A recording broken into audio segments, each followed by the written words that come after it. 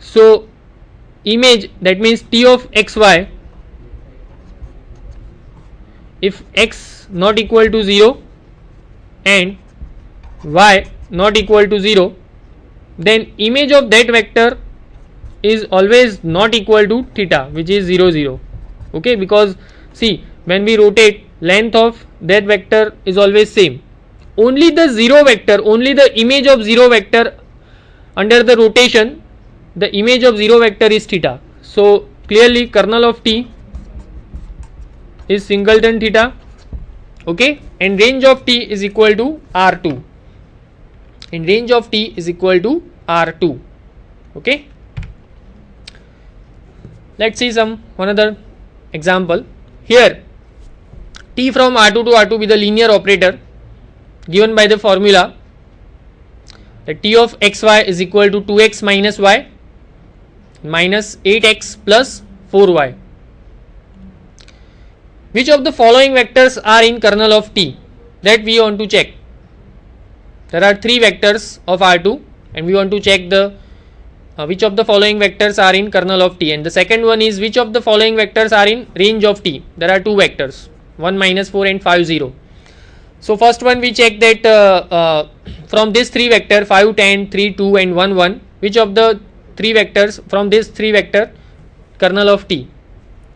So to check that the particular given vector is in kernel of t, what we have to check? Image of that vector should be 0 0.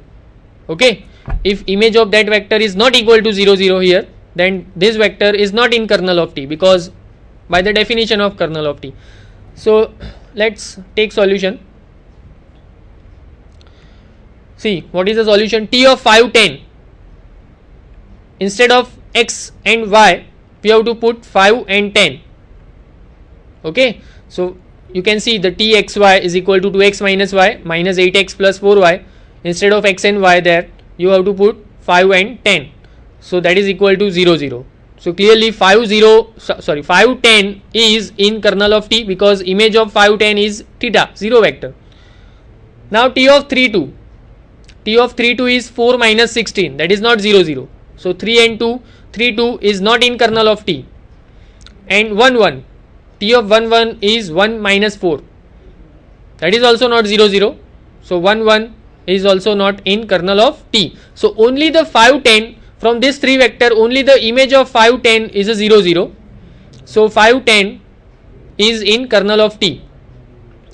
Now next question, which of the following vectors are in range of t? And for that what we have to check? If you want to prove that 1 minus 4 is in range of t or not, there exists some x and y such that image of that x and y under this transformation is 1 minus 4. If we can find such x and y, then we can say that 1 minus 4 is in range of t, otherwise not. Okay, so that we have to check. So if you want to check that 1 minus 4 is in range of t, that means 2x, we have to compare with 2x minus y is equal to 1 and minus 8x plus 4y is equal to minus 4. And now if we can find such x and y, if we can find the solution of x and y, then only 1 minus 4 is in range of t. So let's take first example 1 minus 4. So let's take 2x minus y is equal to 1 and minus 8x plus 4y is equal to minus 4. To solve this 2 example, we use this matrix, augmented matrix, 2 minus 1 1 minus 8 4 minus 4. With one simple process, we have to multiply first row with 4 and add into the second row. You can see it become 2 minus 1 1 and 0 0 0. So this matrix is in row echelon form. Okay, so 2x minus, we have get only the one equation, 2x minus y is equal to 1. Okay, so 2x minus y is equal to 1 and we have only the leading entry is only the first column. So we have to take y is equal to t. So what is x? X is equal to 1 plus t by 2. Here is a mistake, x is not equal to t by 2, but it is 1 plus t by 2. Okay, but the important thing is we can find such x and y. Now t is any real number, so you can choose any real number and you will get x and y. Okay, so important thing is that we find such x and y such that these two equations are satisfied, so 1 and minus 4 is in range of t. Now let's take another example. What is another example? 5 0. Okay, so here we suppose 2x minus y is equal to 5 and minus 8x plus 4y is equal to 0. Again we use this augmented matrix, 2 minus 1 5 minus 8 4 0, and with the same process as we do before this slide. So we multiply first row with 4 and add into the second row. This is a, now this matrix become row echelon form, is in row echelon form. But you can see in second row 0 0, but then after 20. So here is a equation that 0 into x plus 0 into y is equal to 20. That is not possible for any x and y. Okay, so that is not possible. So here we cannot find the solution. Here we cannot find the x and y. So 5 0 is not in range of t. Clear? So complete this example. Next definition, important definition. What is rank of t and what is nullity of t?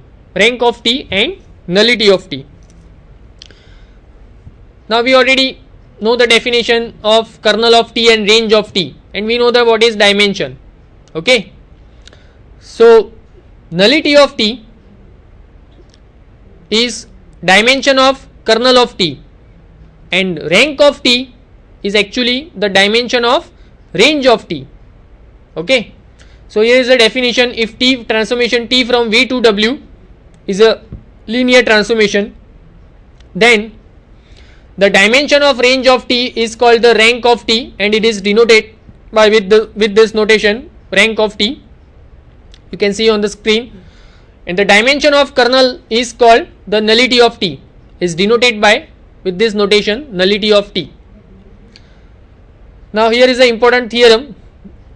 Here is not proof, but you have to remember, it's quite important to solve some example. So here is a theorem that if A is an m cross n matrix and transformation t from Rn to Rm multiplication by A.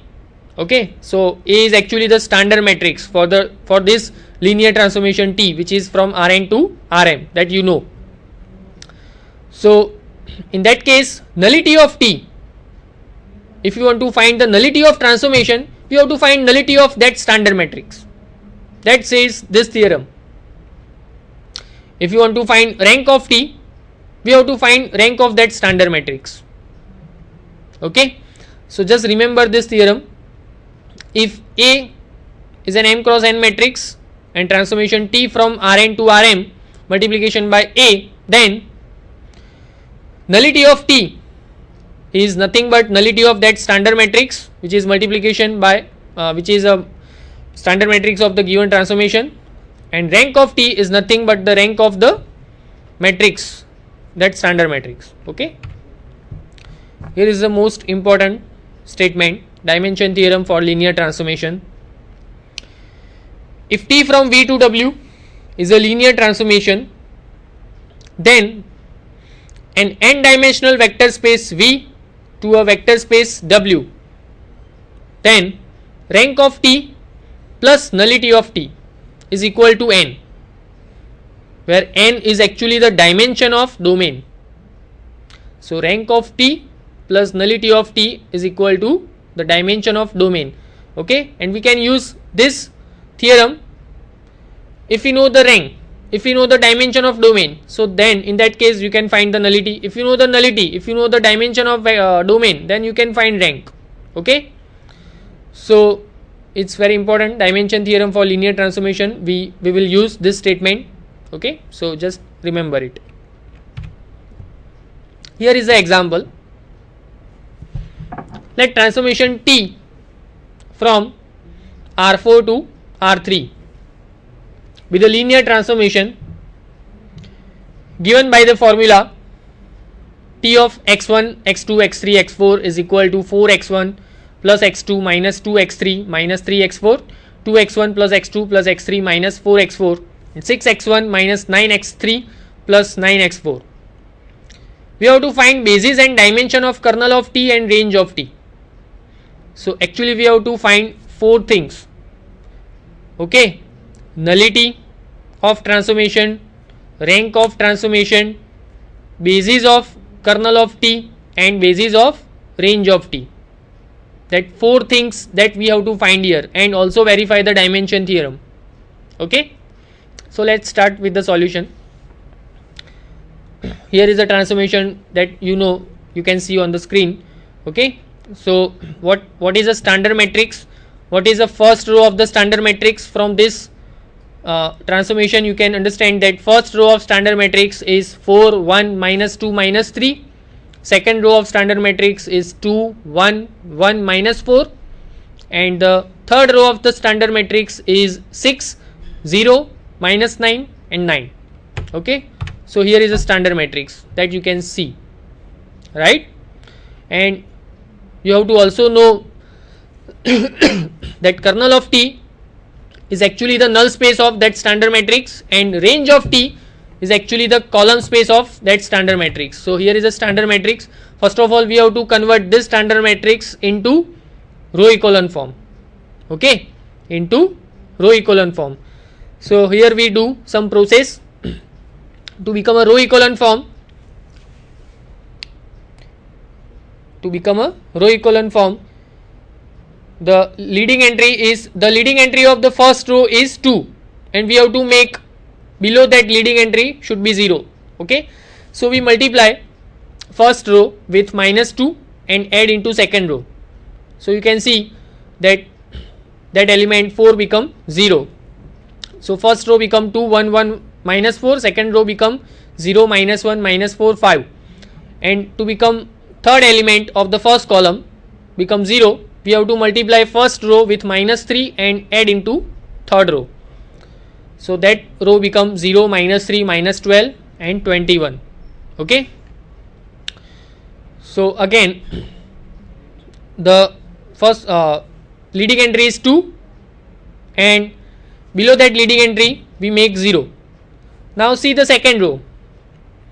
In second row the leading entry is minus 1, so we have to make below that leading entry 0. So we have to multiply second row with minus 3 and add into third row. So the last row become 0 0 0 and 6, and first two row are same, right?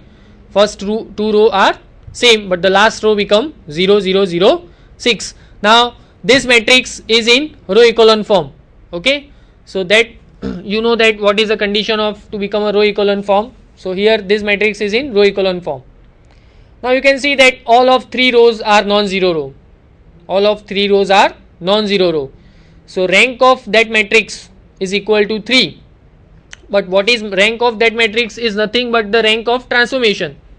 So rank of the transformation is also 3. Okay. Now we want to find the kernel of T. And to become kernel of T, to find kernel of T, we know that we have to find the null space of standard matrix, and to find null space of standard matrix we have to solve this three equation which arise from this row echelon form matrix. So here the equation that 2x1 plus x2 plus x3 minus 4x4 is equal to 0, minus x2 minus 4x3 plus 5x4 is equal to 0, and the last one is 6x4 is equal to 0. So clearly x4 is equal to 0. Now in which column we have a leading entry? First column we have a leading entry, second column we have a leading entry, and the fourth column we have a leading entry, but the third column we don't have any leading entry. Okay, so third column is 4x3, so we have to choose x3 is equal to T, right? And from the above equations you can see if we choose x3 is equal to T, x4 is already 0. So put this x3 is equal to T in second equation on screen. So x2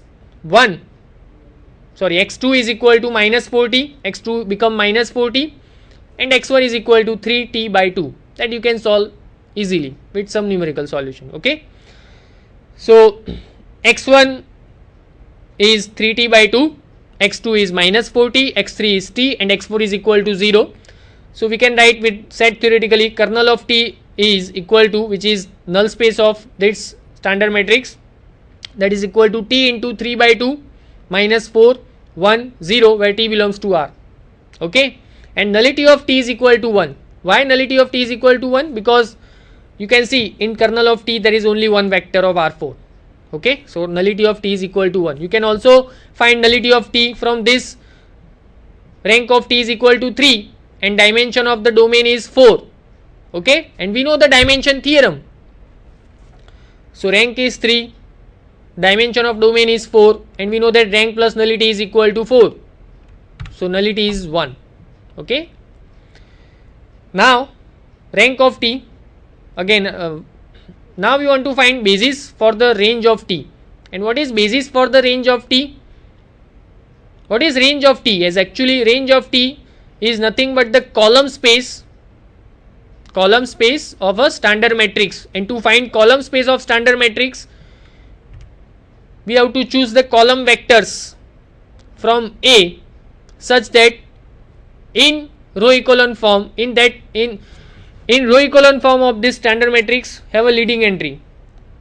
I already told you that first column have leading entry, second column have leading entry, and the fourth column have leading entry. So corresponding to first, second and fourth column to leading entry, we have to choose first, second and fourth column of A, that is 2 4 6 1 1 0 and minus 4 minus 3 9. So that is actually the basis. 2 4 6 1 1 0 and minus 4 minus 3 9 is actually the basis for the range of t. Let's see one another example with the same. Here already given the standard matrix. Okay, and again we want to find kernel of t, range of t, and rank and nullity. So this matrix, again we have to convert this matrix into row echelon form. So here is the process. Now you can see on the screen 1 4 5 0 9 is the first row, second row is 3 minus 2 1 0 minus 1 minus 1 0 minus 1 0 minus 1, and the fourth row is 2 3 5 1 8. So here is the process.